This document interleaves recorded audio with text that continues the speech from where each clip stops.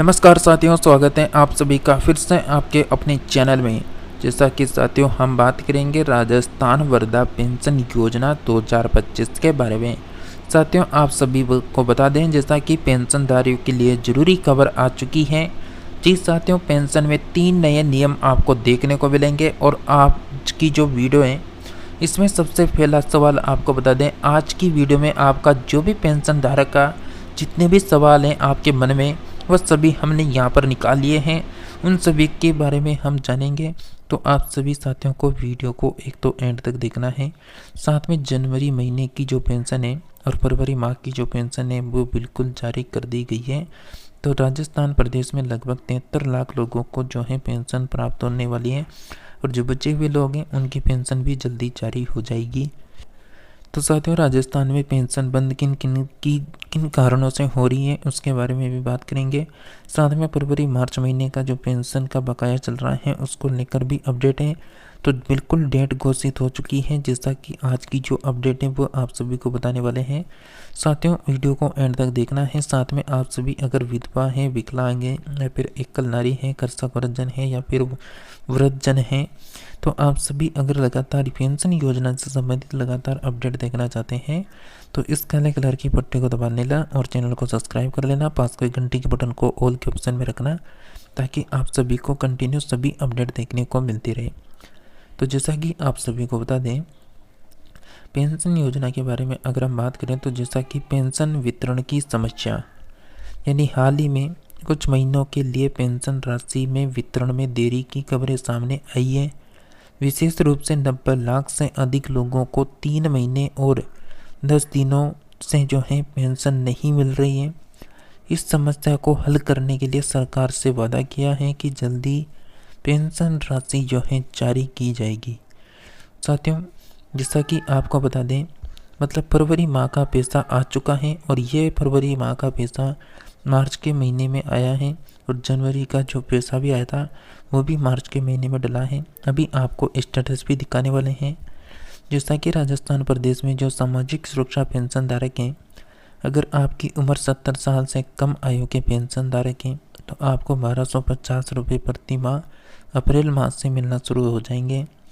जैसा कि 70 साल से ज़्यादा आयु के जो पेंशन धारक हैं उनको 1350 रुपये प्रति माह पेंशन मिलती है।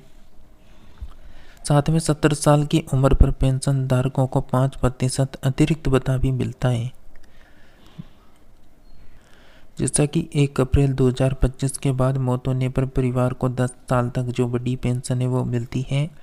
आधार कार्ड में उम्र बढ़ाकर पेंशन लेने वालों की जो पेंशन है वो बंद कर दी गई है और उनसे पेंशन की वसूली भी की जाएगी।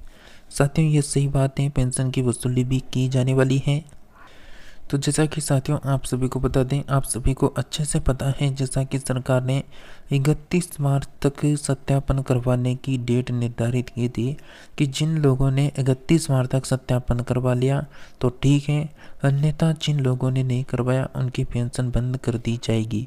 तो और जिन लोगों ने फर्जी पेंशन उठाई है उन सभी से वसूली भी शुरू हो जाएगी। साथियों इसके अलावा यदि किसी परिवार का बिजली का बिल 2000 रुपये प्रति माह आ रहा है या प्रति वर्ष का 24,000 रुपये से अधिक आता है तो उस परिवार के सदस्यों की पेंशन नहीं, मतलब पेंशन बंद कर दी जाएगी, उनको पेंशन नहीं दी जाएगी। क्योंकि पेंशन उस परिवार के सदस्यों को मिलती है जिस परिवार की वार्षिक आय 48,000 रुपये से कम होती है। जैसा कि आप सभी को बता दें, यदि किसी परिवार की बिजली का बिल मतलब 2000 आ रहा है ना, तो वो बिल्कुल इस योजना से वंचित होने वाले हैं। सत्यापन न करवाने की स्थिति में भी जो है पेंशनधारियों की पेंशन बंद कर दी जाएगी। भाई जिन्होंने सत्यापन नहीं करवाया उनकी पेंशन भी बंद कर दी जाएगी। इसके अलावा अब केवल वे लोग पात्र होंगे जिनकी वार्षिक पारिवारिक आय 48,000 या उससे भी कम है। इसके अलावा दिव्यांगता की न्यूनतम जो सीमा है अब वो 40% कर दी गई है। पहले ये 60% थी, मतलब अब घटा दी गई है। इसके अलावा आप सभी को बता दें साथियों, जैसा कि आप यहाँ पर सीएम भजन लाल सरकार की जो यानी ट्वीट अकाउंट है उसको देख सकते हैं। जैसा कि भजन शर्मा ने कहा कि हमारी सरकार ने प्रधानमंत्री मातृ वंदन योजना के तहत गर्भवती महिलाओं को दी जाने वाली 5,000 रुपये की राशि को बढ़ाकर 6,500 रुपये किया है। जैसा कि हमारी सरकार ने प्रधानमंत्री मातृ वंदन योजना के तहत गर्भवती महिलाओं को दी जाने वाली 5,000 रुपये की राशि को बढ़ाकर 6,500 रुपये एवं बुजुर्ग, विधवा, एकल नारी, दिव्यांग व्यक्तियों तथा लघु सीमांत कृषकों को दी जाने वाली पेंशन 1150 की जगह 1,250 रुपये प्रति माह कर दी है। साथियों, आप सभी को बता दें, जैसा कि आप सभी का अधिकतर सवाल होता है पेंशन को लेकर, तो उनके बारे में बात करते हैं और उसके बाद आपको जो है स्टेटस भी दिखा देते हैं। तो साथियों, सबसे पहले आप सभी को गूगल ब्राउज़र में आना है और यहाँ पर आने के बाद आपको गूगल में जो है सर्च कर देना है। क्या सर्च करना है आपको? राजस्थान सामाजिक सुरक्षा पेंशन योजना। जिसे लिख के सर्च कर देंगे तो आपके सामने इस तरह ऑप्शन आएंगे।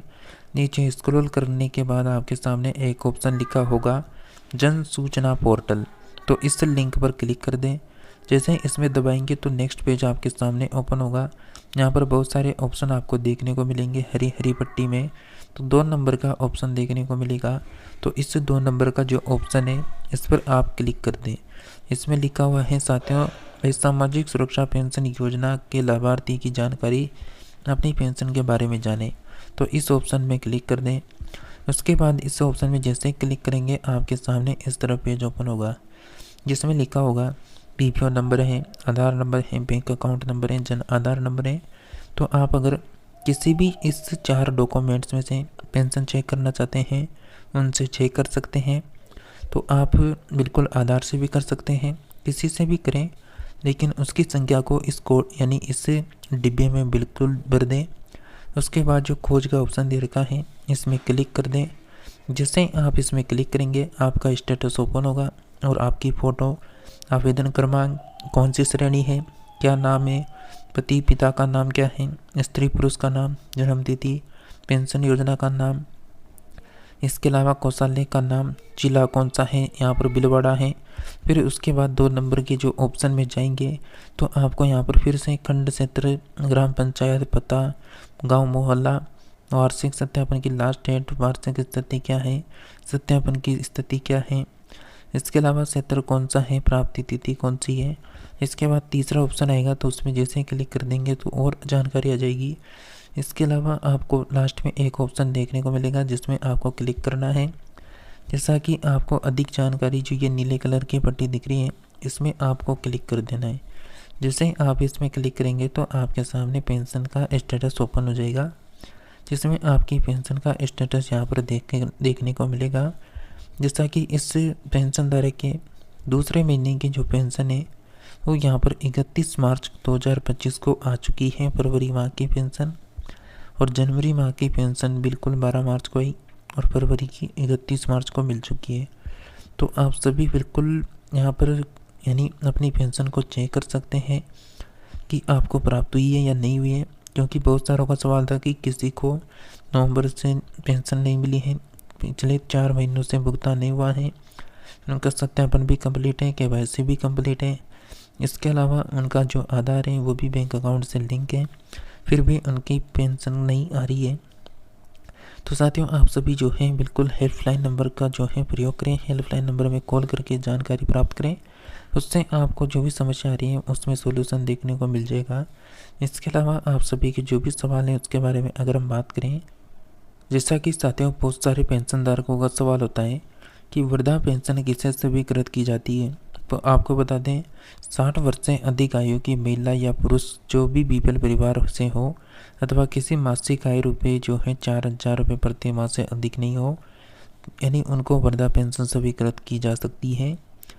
जैसा कि वृद्धा पेंशन स्वीकृत हेतु आय प्रमाण पत्र कौन सा जारी करता है, तो संबंधित तहसीलदार द्वारा आय प्रमाण पत्र जारी किया जाता है।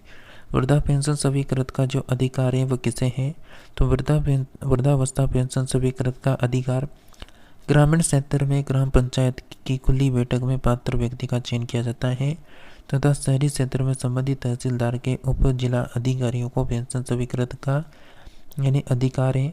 पेंशन जैसा कि वृद्धा पेंशन की दर क्या है, तो वृद्धा पेंशन की जो दर है और 60 वर्ष से अधिक आयु के व्यक्ति को अलग अलग राज्यों के अनुसार 1500 रुपये, 1200 रुपये या 1600, 2000, 3000 तक दिया जाता है। वृद्धा पेंशन जैसा कि भुगतान की अवधि क्या है, तो वृद्धा पेंशन की जो धनराशि का भुगतान है वो प्रत्येक माह किया जाता है।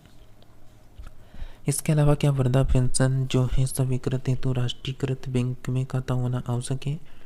जैसा कि आपको बता दें, शासन के निर्देशों के अनुसार जिला, जैसा कि अलग अलग जिले हैं उनकी अगर हम बात करें, तो जैसा कि इन सभी जिलों के अंतर्गत आने वाले समस्त लाभार्थियों के राष्ट्रीयकृत बैंकों में खाते में अनिवार्य रूप से खोले जाने वाले तथा पर्वतीय क्षेत्रों में बैंक की 3 किलोमीटर की परिधि में आने वाले लाभार्थियों के अनिवार्य रूप से बैंक खाते खोलने जाने के निर्देश हैं। ये कभी यदि वृद्धजनों तथा दूरस्थ इलाकों में निवासरत व्यक्तियों की जो है मॉनिटरिंग जो है जरूरी है। वृद्धा पेंशन जैसा कि पति पत्नी दोनों को दी जा सकती है, बिल्कुल दोनों को मिल सकती है। क्या बीपीएल परिवार धारकों के लिए आय प्रमाण पत्र की आवश्यकता है, तो बिल्कुल कोई आवश्यकता नहीं है। इसके अलावा विधवा पेंशन में अगर हम बात करें, तो विधवा पेंशन किससे स्वीकृत होती है, जो भी 18 वर्ष से अधिक आयु के वर्ग की बीपीएल परिवार की जो भी विधवाई या फिर जिनकी मासिक आय 4,000 रुपये प्रति माह से अधिक नहीं है, तो वो सभी विधवा पेंशन स्वीकृत प्रदान की जाती है। विधवा पेंशन स्वीकृत हेतु आय प्रमाण पत्र में कौन जारी करता है, तो संबंधित तहसीलदार द्वारा जारी किया जाता है। वृद्धा पेंशन स्वीकृत का अधिकार किसे हैं, तो इसके बारे में आपको बता दिया।